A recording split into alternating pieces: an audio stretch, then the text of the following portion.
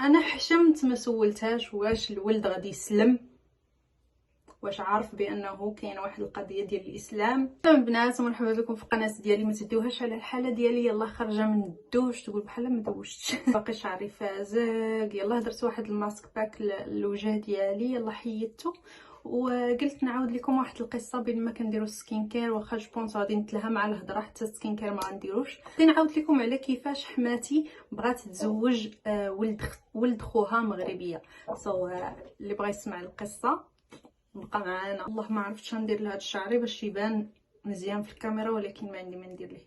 ضو القصه، انا حماتي باش تقولوا لي كيفاش جاتها الفكره باش انها تزوج واحد من عائلتها الثانيه، زعما من غير ولدها يتزوج بمغربيه. زعما علاش مغربيه وكيفاش جاتها الفكره. حماتي انا ديما كتفرج في الفيديوهات ديالي، ما غاديش نبدا نشكر راسي بزاف وندخل راسي في الموضوع. الصراحه كنظن دات فكره على المغربيات مني. المهم كتفرج في الفيديوهات ديالي، الروتينات، كيفاش كنقي الدار، كيفاش مقابله بنتي، كيفاش المهم كتجي عندي للدار عاوتاني كتشوفني كيفاش كنتعامل. كتبقى جالسه معنا 4 ايام 5 ايام، المهم كتشوفني كيفاش كنتعامل مع ولدها في دارها، كيفاش كنربي حفيدتها. فجمعات واحد الباجاج، واحد الفكره على هاد المغربيه هذه اللي مزوجه ولدها اللي هي انا. جوبونس هكا دات الفكره على المغربيات، وانا صراحه فرحانه حيت عطيت هذاك الجانب الزوين. فهمتوا يعني؟ قالت مرت ولدي مغربيه هكا كدير،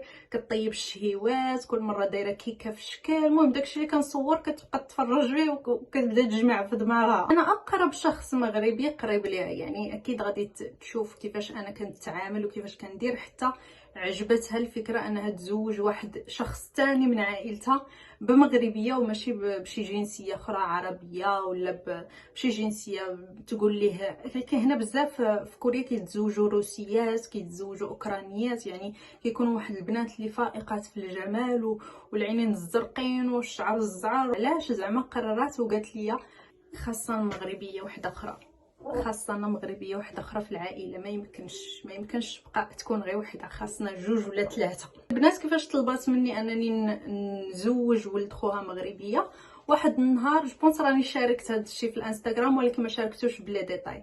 واحد النهار كان العيد هنا في كوريا، العيد ديال السولار، هو راس العام هنا في كوريا. في البروغرام اننا غادي نمشيو لدار خوه، لدار الخوه الكبير، وغادي نتجمعوا تما وغادي ناكلوا نحتفلوا. ماشي نحتفلوا، ولكن هو الصراحه ملي كتمشي لتما كتبقاي غير تاكلي، يعني ما كاين غير كل يا ما تاكل، ما كاين غير الماكله النهار كامل. الطبله كتبقى محطوطه النهار كامل، كتبقاي تعلفي وتاكلي. وصلنا لدار خوه الكبير. انا في الدماغ ديالي انه ما غاديش يكونوا ناس اخرين، يعني غادي تكون غير العائله اللي ديما انا كنشوف.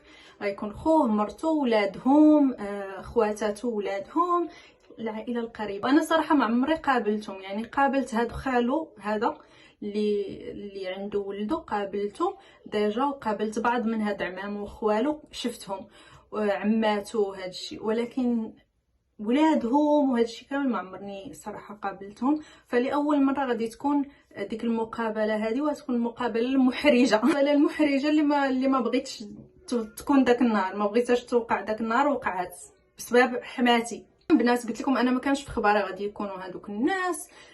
حتى وصلنا تما، تغدينا كلينا. فجاه قال لك راه العشاء غادي يجيو خويا الصغير وولده. مهم جاو حتى لهنا كلشي مزيان. جاو حطوا لهم عاوتاني الماكله. ناديه كولي، اجي تاكلي. يلاه كليت من قبل بساعه كولي يا ما تاكل. كان ديك الساعه جوبونس ديك 4 العشيه، وكان مازال العشاء تاني، يعني هذاك راه غير بين الغدا والعشاء. قابلت هذاك الولد، هو شويه كبير في العمر ما نكذبوش على الله، عنده تقريبا شي 40 سنه، وكيبان صغير، كيبان بحال شي ولد عنده 25 عام ملي قالت لي راه عنده 40 عام الصراحه تصدمت. ما عرفتش ما عرفت نحل الارض نتشق فيها. ما عرفتش، انا كنقول انا عندي 32 عام، كنبان بحال عندي 40 عام. حطينا قهوه، وفجاه كتنقز حماتي. نقول لكم دابا كيفاش حتى طلبات مني انني نزوج هذاك الولد مغربيه. حتى كتنقز حماتي فجاه هكا بدون انذار، بدون سابق انذار، كتقول لي ناديه هي كتكلم بالكوريه. حماتي ما كتعرفش طبعا الانجليزيه، كتكلم غير بالكوريه، وانا كنفهمها حيت كنعرف اللونجلي، كنعرف الكوريه ونهضر بها المهم نتحاور معاها بها. المشكل هو انه كان السؤال بالكوريه، فهمتوا داكشي علاش زدت تحرجت. يعني الناس فاهمين شنو هذوك خوها، فاهمين شنو السؤال. قالت لي ناديه واش ما كتعرفيش شي مغربيه بغات تجي تسكن في كوريا؟ بحال هكا، ما ذكرت لي زواج لا والو. واش ما كتعرفيش شي مغربيه بغات تجي تسكن في كوريا؟ قلت لها انا ما هذا السؤال؟ شفت فيها هذيك الساعه، مازال ما شفت الجهه الثانيه، شفت فيها هي، شفت فيها قلت لها كيفاش؟ ما كنت كونفيوزد، يعني مازال ما استوعبتش السؤال، علاش تسولاتني هذا السؤال في هذه اللحظه ومع هاد الناس، ما فهمت شنو كاين. وهي تقول لي شافتني بانني ما عارفه ما نجاوب، ما عارفه ما نقول لها. قلت لها ما عرفتش بحال هكا ما نعرف بالكوريه. وهي تقول لي راه ولد خويا بغى يتزوج، واش ما كايناش شي مغربيه بغات تزوج كوري وبغات تعيش في كوريا؟ بحال هكا. شديت انا راسي، ما عرفت نكمل نشرب القهوه ولا نوض نغسل داك الكركوم الماء نتخشى فيه. عرفت ما ندير، ما عرفت ما ندير. فاش شفت فيها حسيت ما عرفت شنو نجاوبها، ما عرفت واش نجاوبها واش ما نجاوبهاش، شنو كتسنى مني، ما فهمتش ديك اللحظه. خال راجلي وولدو كيشوفوا فيا بحال هكا، يعني اش كيتسناوني نجاوب ونقول لهم راه كاينه مغربيه بغات تزوج بولدك، ولا كاينه مغربيه بغات تزوج بيك. بحال انا عندي الدفتر واجد انا عندي لا ليست واجده بالتصاور بكل شيء مغربيه بغات تزوج وبغات تجي لكوريا. ما فهمتش شنو بغاو، ولا كاين لا احراج لا والو، كيشوفوا فيا وكيتسناوني نجاوب. اول مره حماتي تقول لي واش ما كتعرف، واش ما زوجي لولد خويا مغربيه بحالك. يعني اول مره كان قدام الولد، ماشي حتى في الخاص. مثلا تقول لي شوفي راه غادي نتلاقاو بولد خويا وشوفيه كيفاش داير، واش ما كايناش شي مغربيه اللي تصلح ليه، وانا بغيت نزوجو مغربيه. لا ما كاينش داكشي، كاين غير النيشان طق طق والسلام عليكم. يعني جمعات وطوات كتسناني دابا لحد الان. انا كنضمن لكم انا لحد الان راه تقريبا داز على الموضوع شي شهرين هكاك، راه غير مازال ما جاتش عندي للدار مورا داك العيد. اما راه تعاودوا تجيو تقول لي واش ما لقيتيش مغربيه لولد خويا، اش كتسناي مازال؟ يعني مصره على الامر. وقالت لي ما تقوليهاش لولدي اللي راجلي، ما نقولهاش لراجلي باش هو ما يمنعنيش منا في داك النهار العيد. وقالت لي ما تقوليهاش حتى هو ما كانش معانا ديك اللحظه. قالت لي ما تقوليهاش لسميتو، قالت لي قلبي لي وهما كيسمعوا قالت لي قلبي ليه على مغربيه وعافاك وبحال هكا وبالحزاره وبكل وحق الله العظيم الا غير ما سجلتهاش. وللاسف واصلا ما نقدرش نسجلها حيتاش كتفرج في الفيديوهات ديال اليوتيوب، وانا دابا كنهضر بالعربيه واخا تفرج في الفيديو ما عرفانيش علاش كنهضر. ولكن كون سجلتها وكون حطيت تسجيل ولا حطيت الفيديو هكا ولا سميتو غتعرفني وما غاديش يعجبها الحال. فحتى الراجل غادي يشوف الفيديو ديالي في اليوتيوب وغادي يقول علاش تكلمتي على الموضوع. اصلا انا قلتها ليه الصراحه، قلت لي شوف راه ماماك بغاتني نشوف لها شي مغربيه وشوف شي حل مع ماما. الرياكسيون ديالو الصراحه انا هي اللي صدماتني، الرياكسيون ديالهم بجوج هي اللي صدماتني. اما يكون شخص مغربي وكان مع باه وفي وسط وقدامهم شي واحد شخص اللي غريب، واللي هو انا اللي غريب شويه عليهم، فغادي يقول غادي ما يعجبوش الحال الولد، فهمتوا؟ يعني غادي يقول لا وعلاش تقول لي بحال هكا قدامها وانا ما بغيتش نتزوج وكذا، فهمتوا؟ يعني غادي تكون واحد ردة الفعل. بحال مثلا يقدر ينوض ويخرج الا ما بغاش كاع يجاوبهم، كان كيحترمهم لواحد الدرجه كبيره انه ما يقدرش يرد عليهم الهضره، فغادي ينوض ويخرج. يعني ما بغيتش انا نكون في هذا هضروا بيناتكم، انا ما غاديش نكون معاكم في الموضوع. ما كانتش هذيك ردة الفعل، كان بحال هكا امتى غتلقاي لينا اختي المغربيه امتى غتلقاي لينا المراه للزواج؟ راني زربان. شنو قالت لي شوفي راه خويا عنده شو كتهضر من نيتها. شوفي راه خويا بخيرو وراه عندهم جوج ديور قدامهم. هاد الهضره راه كنقولها لكم تتخرج بالكوريه وهما تيسمعوا وانا فاهمه كلشي وشوفي راه غادي يتزوج، ملي غادي يتزوج غادي يشري الدار، ما غاديش يبقى ساكن مع والديه، غادي يشري الدار حيت غادي يتزوج. فشوفي ليه انتي مغربيه راه غادي يتزوج وغادي يشري الدار وراه غادي يتهلا فيها وراه عنده الطوموبيل قدامهم هادشي. فهي بدات كتشرح ليا على الوالد وراه خدام في شركه زوينه وراه عنده الطوموبيل وراه هانت راه واخا في العمر ديالو 40 عام راه كيبان باقي صغير. وصراحه الولد كيبان باقي صغير، راه قلت لكم بحال عنده 23 عام، كيبان صغر مني. وراه كدا اصلا الكوريين كلهم تيبانوا صغار.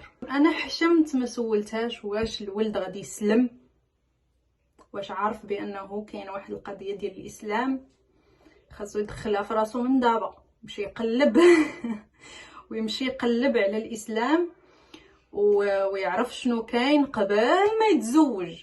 يعني ماشي تا يبغي يتزوج عاد اوكي غادي نسلم باش نتزوج، هذاك الشيء ما كاينش. خاصو يمشي يقلب من دابا، مازال ما لقينا ليه المراه. هذا الا انا فكرت نقلب حيت راجلي قال لي حيدي راسك من داكشي، ما عرفتيش واخا العائله ديالي ما عرفتيش شنو كاين. يعني يتهلا فيها مزيان، يتهلا فيها، يشري ليها، يدورها، يعطيها كامل الحقوق ديالها هنايا، يدير ليها كلشي اللي بغات. ولكن في اسوأ الحالات الا وقعت شي حاجه، يعني كنقولوا الا وقعت شي حاجه غادي تكون انت الملامه الاولى. يعني انت اللي جبتيها هنا وانت اللي بعدتيها الاف الكيلومترات على بلادها وعلى والديها وعلى ناس اللي يحميوها الا وقعت شي حاجه. وهي تقدر تقول لك انا ما تنعرف والو، هنايا انت اللي جبتيني، انت تفكي هذا الشيء. بزاف ديال الحوايج. وهنايا مع الاسف بزاف ديال الناس ماشي غير المغربيات ولكن بزاف ديال العربيات وكذا ملي كيوقعوا المشاكل ديالهم مع الازواج ديال هذاك الزوج يقدر يقلب واحد 360 درجه ويصير ويولي واحد الانسان اخر اللي صافي هي ما تتبقى تعرف منين تشدو. فهمتوا؟ يعني كيولي انسان اخر، كيولي انسان اناني، كيولي انسان شايف غير راسو. الا عندهم الاولاد ما كتبقاش تبان ليه، كيبقى تبان ليه غير مصلحه ولادو فين كاينه.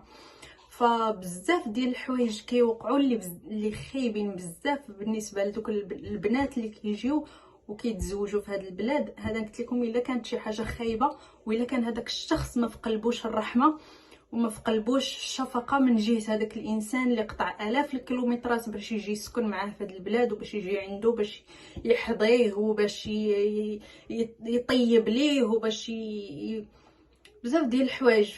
بزاف ديال الناس ديال الرجال هنا في كوريا ما تيبقاوش يشوفوا هذا الجانب هذا. الا كانوا كاينين مشاكل صغار بسيطه اللي تقدر تحل، هذاك الشيء عادي جدا. جميع لي كوبل كيتخاصموا كيتضاربوا كيعاودوا يتصالحوا، هذا الشيء في العالم كامل. ولكن انا كنقول الا كان مشكل كبير وشي حاجه اللي كتؤدي للفراق، يعني صافي غادي نتفارقوا غادي نطلقوا، ما كاينش يعني ما كايناش رجعه. فهمتوا؟ يعني ماشي شي حل مشكل اللي عنده الحل، فكيكون الفراق. في هذيك اللحظه الا ما كانش قلت لكم هذاك الزوج في قلبه الشفقه وقلبه في قلبه الرحمه من جهه هذيك المراه هذيك من جهه هذيك البنت، فكتعاني بزاف في هذه البلاد. فانا قلت لكم الا وصلت هذاك الشخص لهذيك المرحله، يعني غادي نكون ليها انا في الصوره. يعني انتي جبتيني، انتي فكيني، انتي انتي اللي جبتيني هنا، انتي اللي عرفتيني عليه، انتي اللي زوجتيني بهذا زواج تقليدي، انتي تفكي المشكل. فهمتوا؟ يعني داكشي علاش قال لي راجلي دير خير ما يطرابس، دير خير ما يطرابس. انتي غتبغي ديري الخير وتبغي تهلاي في شي بنت الناس وتبغي تجيبيها وتعيشيها احسن عيشه. عندهم حتى هما هذا المثال هذا دير خير ما يطرابس عندهم في كوريا. الا ساعدتي شي واحد خاصك تساعديه وتغبري من حداه. كيقول لي ملي تعاوني شي واحد عاونيه وبلوكيه، ما يبقاش يشوفك، حيت قال لك راه يرجع لك يبقى يدور عليك بحال هكا.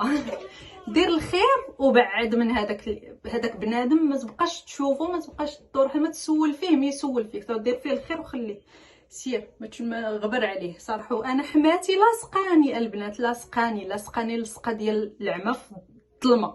وغادي تجي عندي ان شاء الله. كاين واحد العيد ميلاد ديالها قريب، هي ديما كتحتفل واخا في العمر ديالها دابا 78 عام، وديما كتحتفل بالعيد ميلاد ديالها، فغادي تجي ان شاء الله وغادي تعاود تسولني، وغادي نخليكم ابديت عاوتاني الفيديو الجاي، ماشي الجاي، المهم الفيديو في الفيديوهات الجايين غادي نخليكم ابديت، وغادي نقول لكم واش عاود سولاتني على الموضوع ولا لا. دابا كتحشم تسولني في لي زابيل حيت ديما كيكون راجلي معايا، فما كتقدرش تهضر معايا في الموضوع في التليفون، يقدر يسمعها يخاصم بحال كيقول لها لا وكذا، فحتى كنكون معاها وما كيكونش راجلي كيخرج ولا يمشي شي بلاصه ولا خدمه، ملي كتجي تجلس معايا هنايا في زعما مده طويله في الدار، هاد ديك الساعه ناديه اجي فيما كتبغي تقول لي تسولني على شي حاجه حتى ما كيكونش راجلي، اجي يعني ماشي قدامه ولا شي حاجه باش تحرجني ولا تحرج راسها ولا